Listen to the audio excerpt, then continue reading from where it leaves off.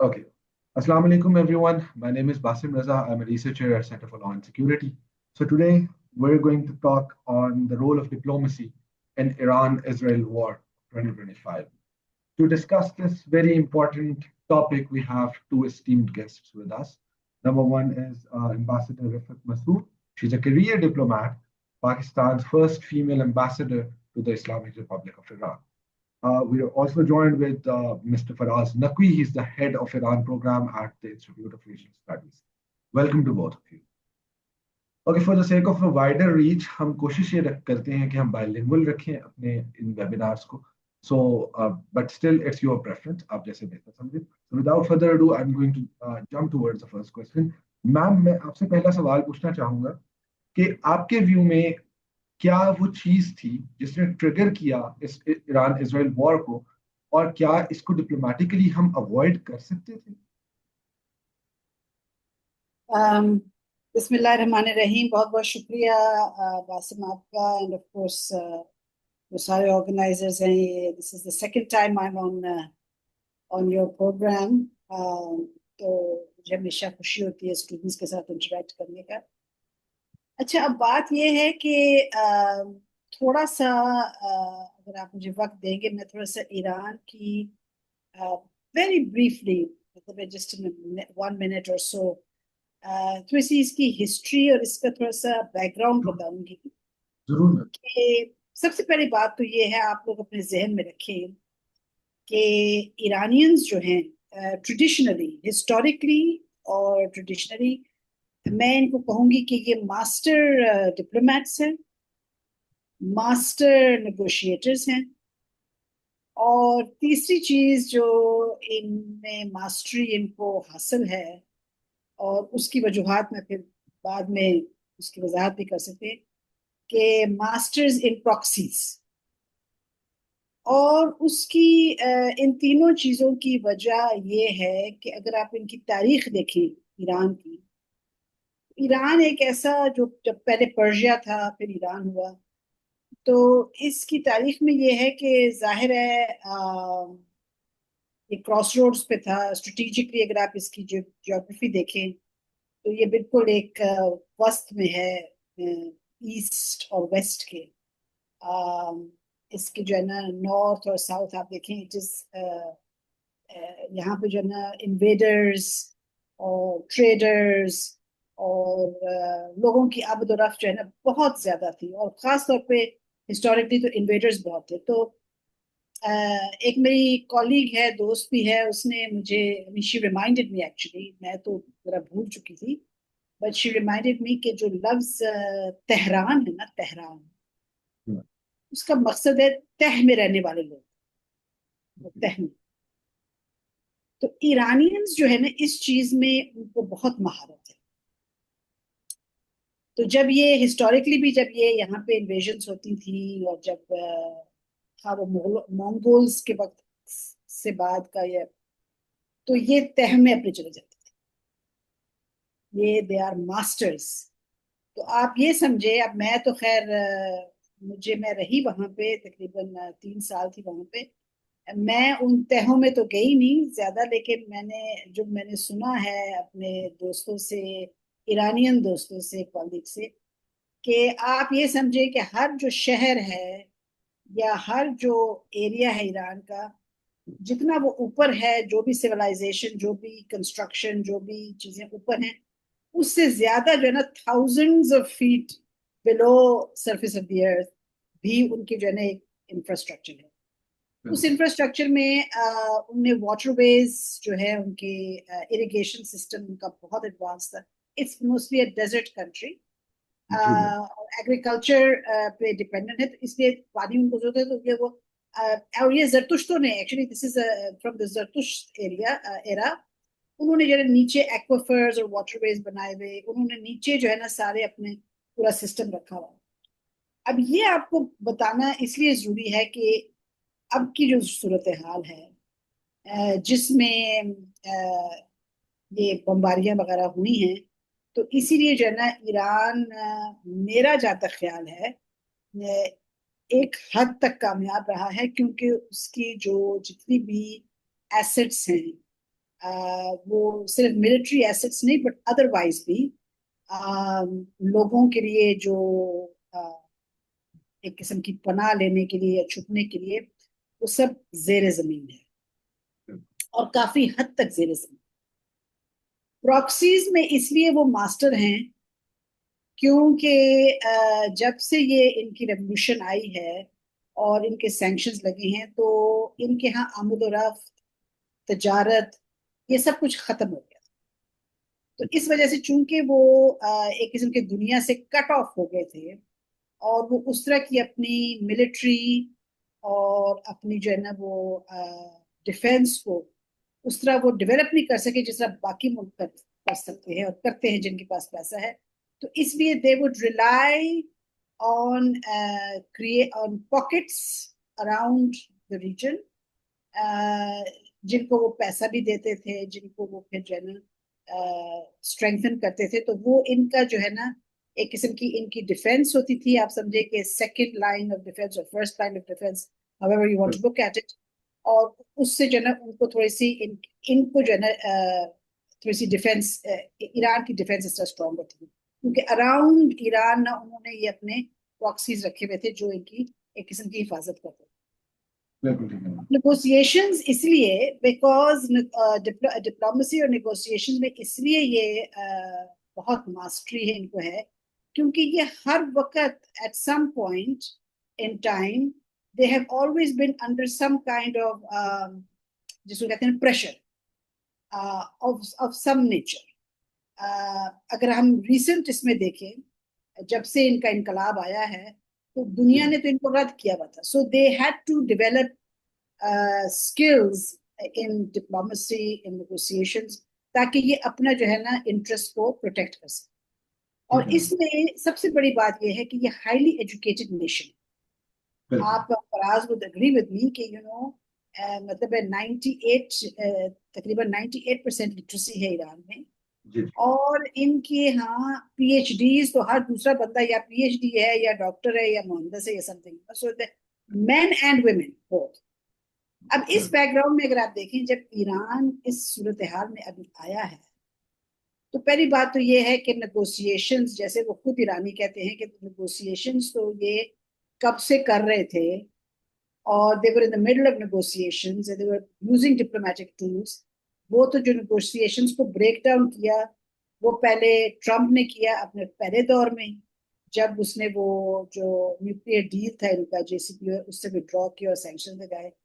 फिर दूसरी बार जो नेगोशिएशंस में जो इनका ब्रेक डाउन हुआ था वो तो इसराइल और फिर अमेरिका की तरफ से हुआ था जब उन्होंने ये बमबारी किया। इसलिए मैं समझती हूँ कि diplomacy and negotiations, Iranians do it all the time. They rely on it a lot and they're very successful. Let me put it that way. No doubt. ये तो दूसरी बात है कि वो उनके ऊपर जब एक चीज एक मुसल्लत हो जाए, एक आप पे हमला हो जाए बाहर से, तो देन ऑब्वियसली फिर वो नेगोशिएशंस और डिप्लोमेसी फिर they take a back seat. बिल्कुल ma'am. I would like to move towards Faraz sahab. Faraz साहब, मैम ने जिक्र किया इजराइल का और यूनाइटेड स्टेट्स का। सो इसमें हमने देखा कि एक इजरायली साइड जो थी वो भी एक नैरेटिव प्ले आउट कर रही थी। सो आपके ख्याल में, specially in the light of the traditional western support, Israeli narrative इस जंग में कैसा प्ले आउट कर रहा है? Thank you so much, Basim. It's an honor to share the stage with Ambassador Rifat Masood. देखें, अगर तो हम वेस्टर्न पर्सपेक्टिव को देखें तो वहाँ पे तो इजरायली नैरेटिव जो है वो काफ़ी हद तक सक्सेसफुल हुआ है, क्योंकि अगर हम देखें तो ट्रम्प का डायरेक्टली वॉर में इंगेज होना, इट इज़ द एविडेंस के नेतन्याहू या इजराइल जो है वो किसी हद तक सक्सेसफुल हुआ है यूएस को या वेस्ट को ये कन्विंस करने के लिए कि वो ईरान के साथ जंग में इजराइल का साथ दे। लेकिन अगर हम ओवरऑल ग्लोबल कम्युनिटी की बात करें तो हमने देखा कि इसमें for the very first time जो 56 मुस्लिम नेशंस हैं उन्होंने यूनैनिमसली ना सिर्फ इसराइल को कंडेम किया बल्कि तमाम जो डिफरेंसेस हैं, जिसमें सिक्योरिटी डिफरेंसेस भी हैं, आइडियोलॉजिकल डिफरेंसेस भी हैं, एथनिक भी हैं, सेक्टेरियन भी हैं, उन सब के बावजूद तमाम मुस्लिम कम्युनिटी ने, मुस्लिम वर्ल्ड ने ईरान को जो है वो यूनैनिमसली और अनकंडीशनल सपोर्ट किया है, politically, diplomatically. UN security council में और ये इन तमाम ऑर्गेनाइजेशंस में। और इसके साथ साथ अगर हम देखें तो विद इन द यूएस हमें एक स्प्लिट नजर आया है इन द कांग्रेस के आया इसराइल का साथ देना चाहिए इसमें डायरेक्टली या नहीं देना चाहिए। तो इसमें अगर हम देखें कि अगर हम इसराइल का थोड़ा सा स्ट्रक्चर समझे तो इसराइल जो है वो हाईली मिलिटराइज सोसाइटी है। उसकी एक वजह तो ये है कि सिंस इट्स इंसेप्शन इन 1948 उनको चारों तरफ से एक हॉस्टाइल नेबरहुड का सामना रहा है, उन्होंने 3-4 जंगें भी लड़ी हैं। और 1979 के बाद से स्पेसिफिकली जो इरानियन रेवोल्यूशन आया है तो उसमें एंटी इसराइल एलिमेंट जो है वो बहुत ज्यादा प्रेवलेंट है। तो उनको हमेशा से ये खतरा रहा है कि in case of any external threat और एक्सटर्नल अटैक, क्योंकि उनके पास जो उनका जो सरफेस एरिया है वो बहुत कम है, स्ट्रेटेजिक डेप्थ उनके पास नहीं है। दैट इज वाई उन्होंने अपने आप को हाईली मिलिटराइज सोसाइटी में डिवेलप किया है। तो जहां पे मिलिटराइज सोसाइटी होगी वहां पे आपको मालूम है कि वहां पे फ्लो ऑफ इंफॉर्मेशन भी बहुत सेंसर होके आएगा। इसी वजह से हमने देखा कि जब 3-4 दिनों के बाद इसराइल ने मुकम्मल सेंसरशिप अपनी कर दी और जितने भी इरानियन मिसाइल अटैक्स हो रहे थे उनकी फुटेजेस वगैरह भी नहीं आ रही थी। और साइड बाय साइड इसराइल ने जो सिटीजन्स फ्ली कर रहे थे, रिपोर्ट्स ये कहती हैं कि तकरीबन 80,000 ऑलरेडी फ्लाई आउट कर चुके हैं इसराइल से। उसके अलावा भी जो जाना चाह रहे थे इसराइल ने उन पे भी बैन लगा दिया ताकि किसी भी सूरत में जो इंफॉर्मेशन है वो बाहर ना जाए। तो उसका मतलब यही है कि अगर हम परसेप्शन की बात करें तो परसेप्शन में इसराइल ने ये बात तो बावर करवाई है वेस्ट को कि ईरान इज अ थ्रेट, लेकिन अगर हम ऑन ग्राउंड सिचुएशन की बात करें तो वो ये बात बावर नहीं करवा पाया कि मैं ईरान को जो है वो कंटेन कर सकता हूँ, या जो मेरे पास सिस्टम है या डिफेंस सिस्टम है या मेरा जो बाकी जो मिलिट्री अपरेटस है वो इतना ज्यादा सोफिस्टिकेटेड है कि वो इनकमिंग इरानियन मिसाइल्स को जो है वो इंटरसेप्ट कर सके। और बिल्कुल। तो शायद फरहत यही साहब, ये आपकी जी इसी बात से ना एक मैं आपसे बल्कि continue I want like ask a question that is a continuation of actually what you are saying. आपने ये जब इस्टेब्लिश तो कर दिया कि वेस्टर्न स्टेट्स जहां तक है वहां तक तो इसराइल का नैरेटिव जो है वो काम कुछ हद तक कर रहा था and they agreed that Iran is a threat. लेकिन यहाँ पर आप ये बताएं कि जो मीडिएशन की बात आई या जो एस्केलेशन हुई इन द वेरी बिगिनिंग, उसमें अमेरिकन का या वेस्टर्न स्टेट्स का उनका रोल क्या? देखें, अगर हम इरानियन स्टेट को समझें तो इस वक्त जो ईरान में हुकूमत है वो रिफॉर्मिस्ट की हुकूमत है।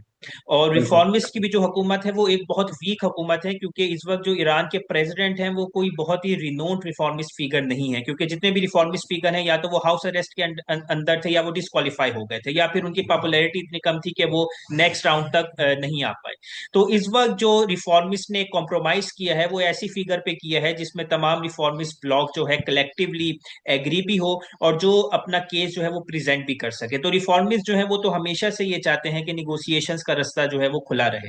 हमने देखा कि हसन रूहानी के दौर में भी यही हुआ, और उससे पहले अगर हम देखें मोहम्मद खातमी के दौर में भी किसी हद तक एक बैक चैनल डिप्लोमेसी का जो डोर है वो ओपन रहा। लेकिन जो इरानियन स्टेट है जिसमें आपकी थियोक्रेटिक स्टैब्लिशमेंट आ जाएगी और मिलिट्री स्टैब्लिशमेंट आ जाएगी, यानी कि जो क्लर्जी है और आईआरजीसी है, ये इनका झुकाव ज्यादातर हार्ड लाइनर फैक्शन या कंजर्वेटिव फैक्शन की तरफ रहा है।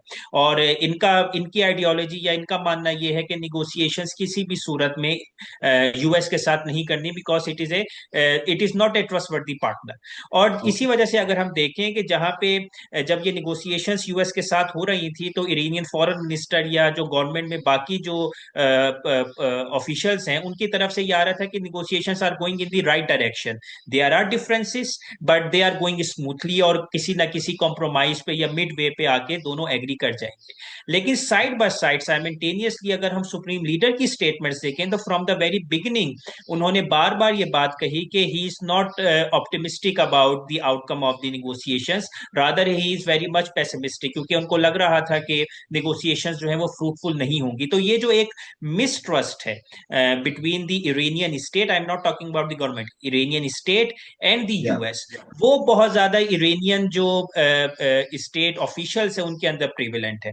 तो वो बिल्कुल। फ्रॉम द वेरी बिगिनिंग हमने देखा कि क्योंकि वो ट्रस्ट नहीं करते थे, पेसिमिस्टिक थे, इसी वजह से हमने देखा कि जैसे ही इसराइल का अटैक ईरान पे हुआ है तो ईरान का जो रिस्पॉन्स था वो अनप्रेसिडेंटेड था। और मेरा ख्याल से यहीं पे यूएस और खास तौर पे इसराइल ने मिसकैलकुलेट किया था, क्योंकि अगर हम पिछले साल अक्टूबर की बात करें तो अक्टूबर 26 में जब इसराइल ने अटैक किया ईरान पे, तो ये तासुर दिया गया कि ईरान का जो मिसाइल सिस्टम है या ईरान का जो एयर डिफेंस सिस्टम है वो मुकम्मल तौर पे तबाह हो चुका है। और बिल्कुल। उस जो परसेप्शन है उसको खत्म करने के लिए ईरान ने जनवरी से लेके मार्च तक एक 2 महीने की मिलिट्री एक्सरसाइजेस की थी, ताकि ये जी। परसेप्शन खत्म हो। और वो उनका मकसद ये था कि वो जो एनिमी है उनको डिटर कर सके। लेकिन मेरा ख्याल से उस वार्निंग को यूएस और इसराइल की तरफ से सीरियस नहीं लिया गया और they called it a bluff. लेकिन अल्टीमेटली हमने देखा कि जब इसराइल का अटैक हुआ है ईरान पे, तो विद इन दी 24 आवर्स ना सिर्फ ये कि स्मूथ ट्रांजिशन हो गई है मिलिट्री ब्रास की, बल्कि साइड बाय साइड ईरान ने जो है वो ऑपरेशन ट्रू प्रॉमिस 3 भी स्टार्ट किया है, जिसमें हमने देखा कि ईरान ने हाइपरसोनिक मिसाइल्स भी किए, जिसको इसराइल जो है वो इंटरसेप्ट करने में नाकाम हुआ। एग्जैक्टली। जब डिप्लोमेसी की मैम बात करते हैं, मैं मैम से ये सवाल पूछना चाहूंगा। हमने एक सीज फायर मैम देख लिया, एक सीज फायर हमारा एक रीच भी हो गया। ठीक है, वी कैन डिस्कस कि उस सीज फायर की क्रेडिबिलिटी क्या है, या उस सीज फायर की क्या कहें कि कितना लॉन्ग लास्टिंग सीज फायर है। Okay, that's a question that would be answered later. But right now, how do you think that the regional states they played a role in it? Pakistan का ma'am role आपको कैसा नजर आता है? Turkey का role कैसा नजर आता है? कतर का रोल कैसा नजर आता है? मैम आपका माइक आई थिंक बंद है।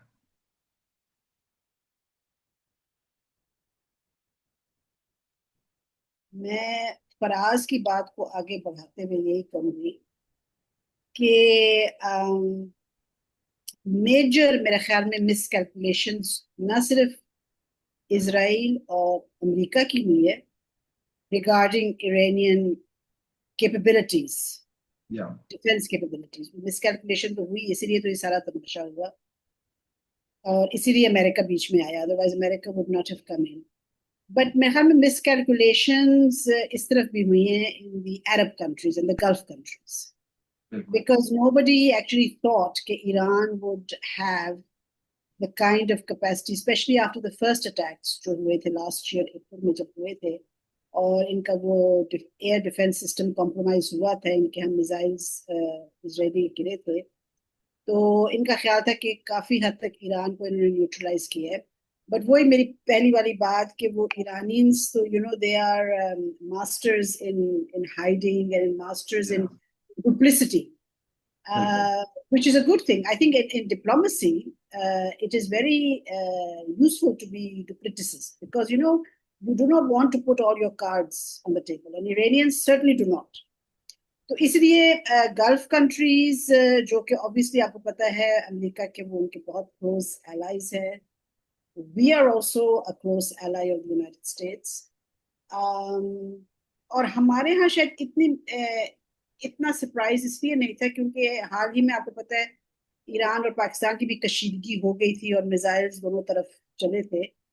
तो और मेरे ख्याल से हमें जो है ना, चूंकि हमारा जो ईरान के साथ ताल्लुक ऐसा है कि I think we know a bit more. Trump is right when he says that we know Iran better than most because हमारा या चूंकि नेबरिंग कंट्री है, हमारा ताल्लुक भी अच्छा है, आमदोरफ्त हमारी जो मिलिट्री कॉन्टेक्ट्स हैं वो they are very deep rooted, बड़े अच्छे हैं। So we probably knew a bit more about the Iranian defence system and वो या कितना उसको विथस्टैंड कर सकता है। अरबों को शायद जो है ना थोड़ा सा इट टुक देम बैक, वो समझ लिया, स्पेशली आफ्टर हमास और हिजबुल्लाह जो प्रॉक्सीज थे ईरान के, जैसे मैंने आपको प्रॉक्सीज का बताया, वो चूंकि डिग्रेड हो गए, काफी हद तक वो कमजोर हो गए, तो इन्होंने सोचा कि अब तो खैर Iran will, it won't be difficult, I mean it won't be easy because Iran is never a walkover, लेकिन it won't be that difficult.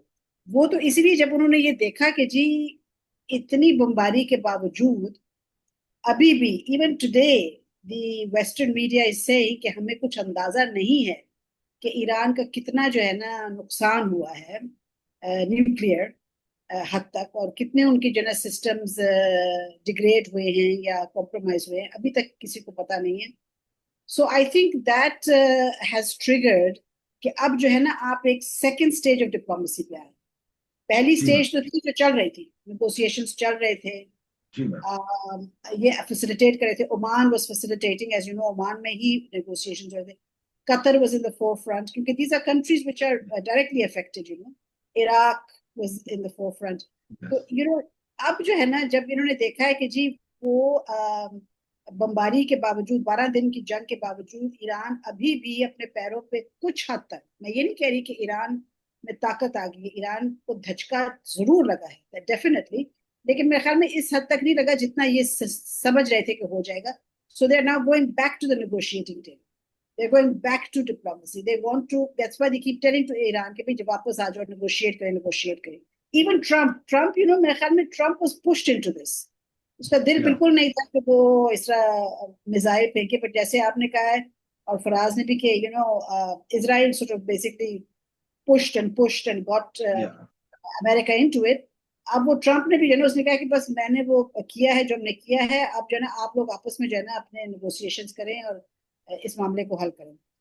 Now negotiations जो होंगी, मेरा जहां तक ख्याल, आई मीन जी मैम.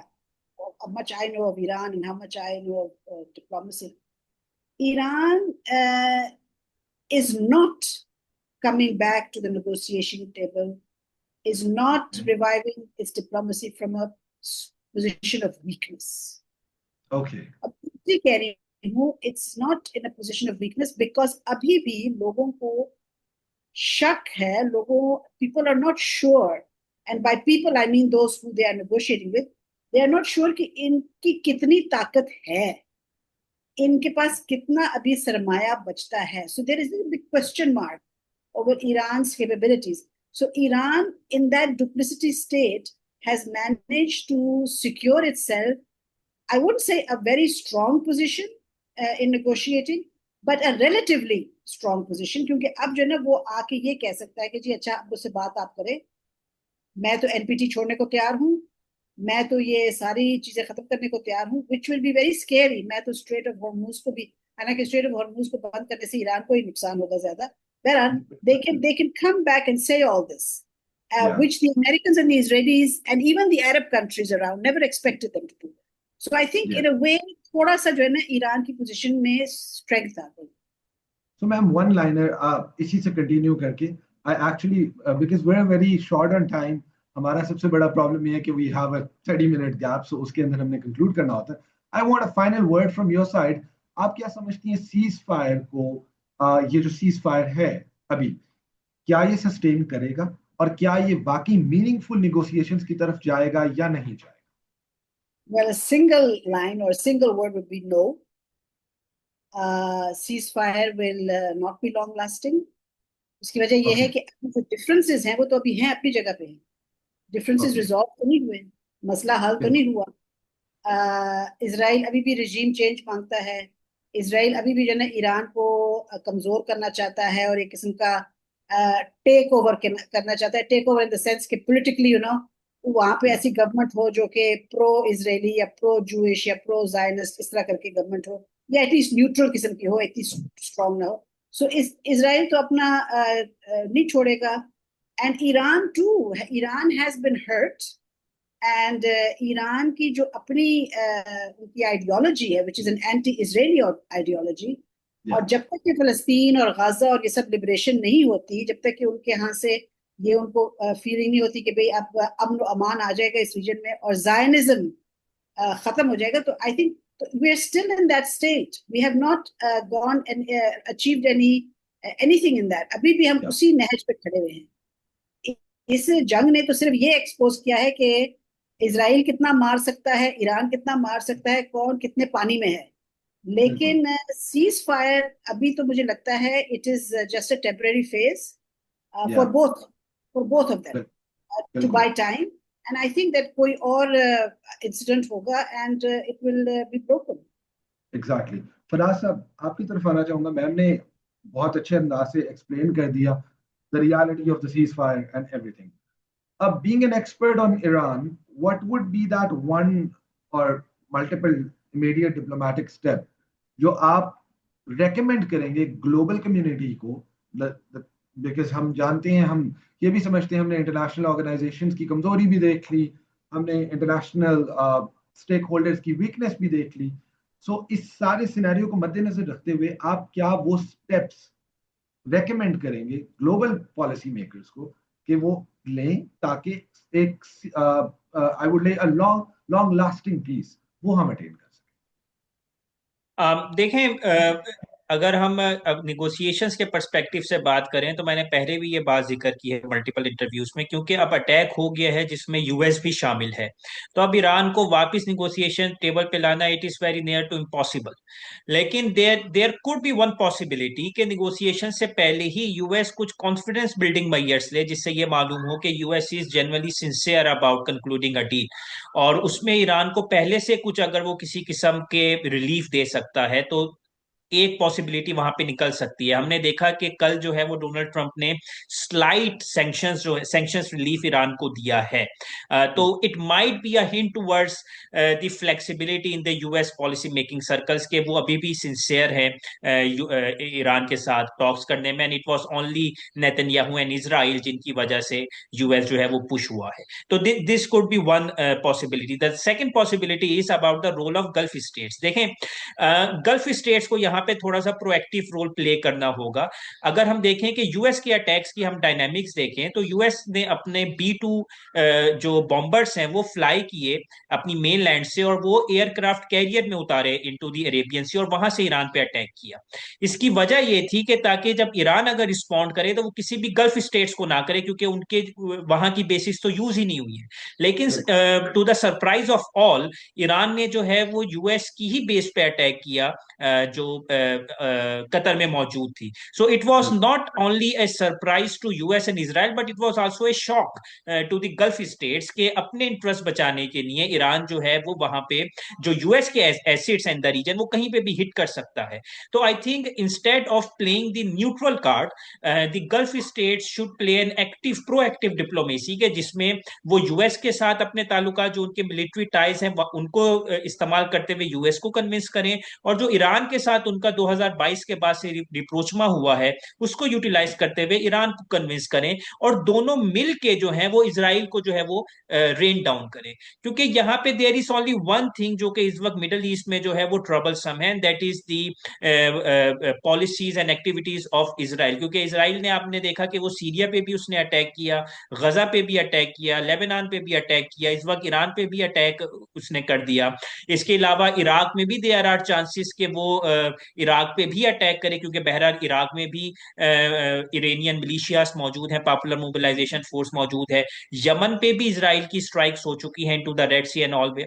तो अगर इसराइल की स्ट्रेटेजीज को, इसराइल की एक्टिविटीज को यूएस अपना इन्फ्लुएंस इस्तेमाल करके थ्रू द गल्फ स्टेट्स अगर वो वहां पे रेन डाउन कर दे, then I think it would be a very smooth transition towards a peaceful Middle East. But practically speaking I am really doubtful about the sustainability of this ceasefire, क्योंकि अभी भी Iranian supreme leader और Iranian जो top military brass है वो अभी भी underground है।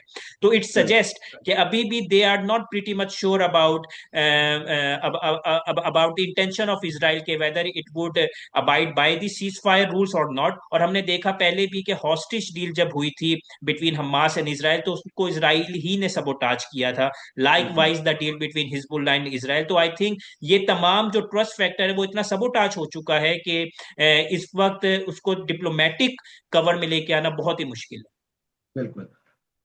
I would have loved to expand this talk because I really enjoyed your point of view for Asab. Ma'am, it was really wonderful to listen to your insights. It was really great. And I hope to have you both again on our platform. It was really wonderful having you both.